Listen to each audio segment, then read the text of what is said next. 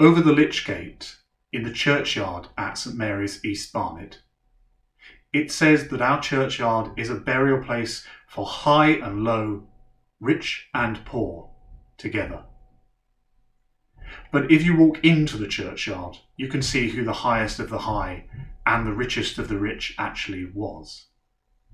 Because memorialised in an ornate 2-storey high monolith that was visible in his family home about a mile away, Sir Simon Horton Clarke is named. Oh, do it again.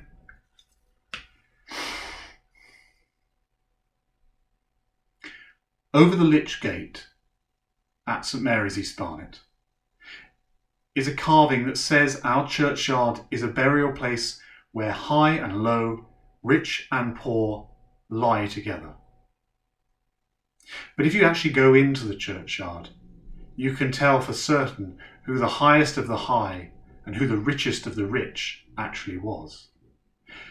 Because memorialised in an ornate 2-storey high monolith that was visible from his family home about a mile away is the 7th richest man outside the royal family in England, Sir Simon Horton Clarke. He was the owner of Oak Hill House. He was the owner of a private gallery of pictures there, some of which are now in the Tate. And he was the owner of 4,110 human souls.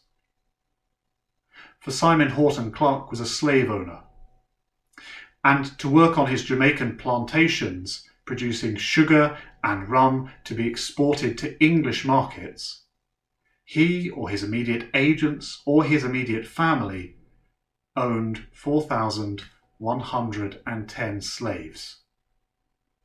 That's at least according to the estimates recorded as a result of the compensation paid to slave owners for the loss of these possessions following the abolition of slavery in 1832. And at Simon Horton Clarke's death in that same year, I'm sure that locals, people living in East Barnet, said of him that it was fitting for such a rich and wealthy philanthropist to be buried in magnificence and to be memorialised with the kind of monument that now stands above the Church of St Mary's. I'm sure that Thomas Elwin, my predecessor at the time as rector of East Barnet, led a most dignified burial service for Simon Horton Clarke. But what I'm not sure of is what the slaves of the householder said of him. Because, of course, we cannot hear their voices, and nobody listened to their voices at the time of his death. To them, there is no memorial other than Simon Horton Clarke's wealth.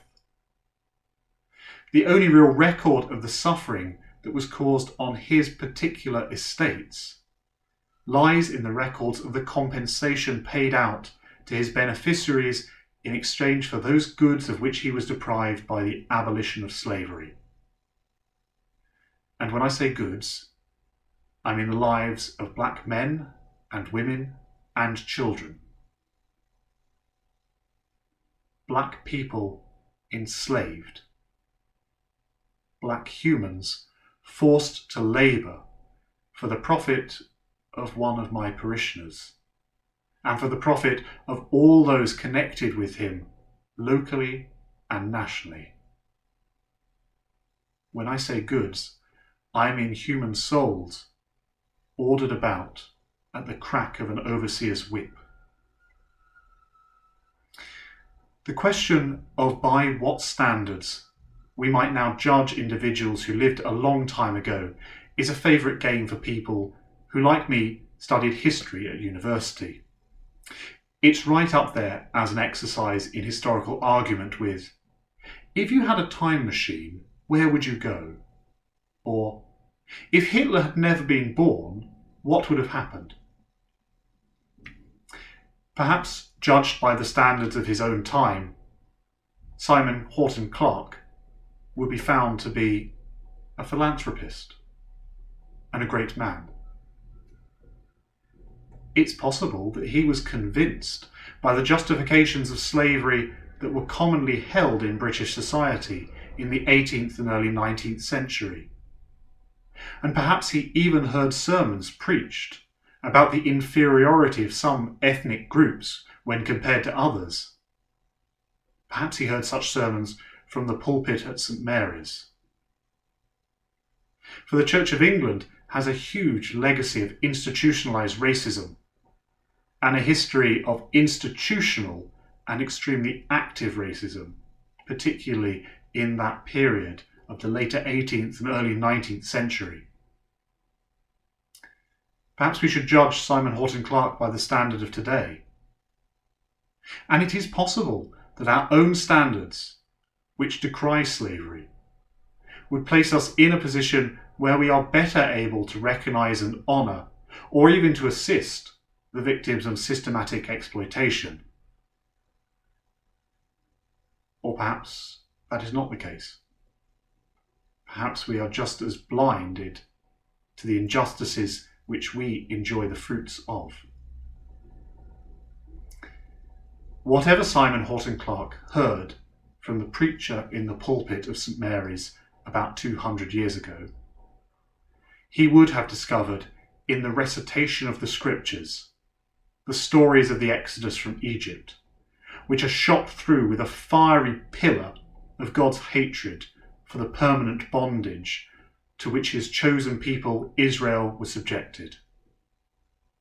He would have heard said, or indeed sung, the words of Mary's song, the Magnificat, at every single evensong.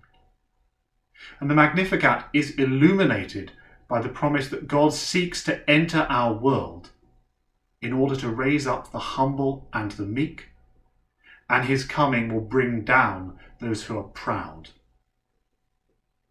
He would have heard the prophecy of Paul to the Galatians, that in this word of God who came into the world and is now spoken into our lives, there is no inequality, there is no division, there is no slave or free.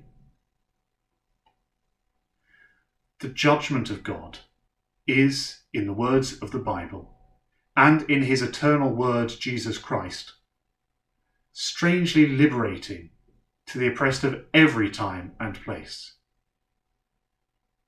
He is passionately challenging to the divisions and inequalities of every exploitative society, whether it was 200 years ago, or now, or exists in the time to come.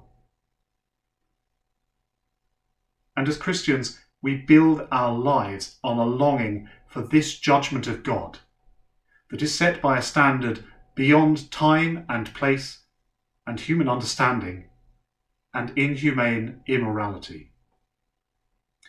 That is a judgment that brings resolution to the inequalities of the exploitation and abuse that is embedded in so many of our relationships as humans living in an unjust society. Let anyone with ears to hear this message of Jesus Christ.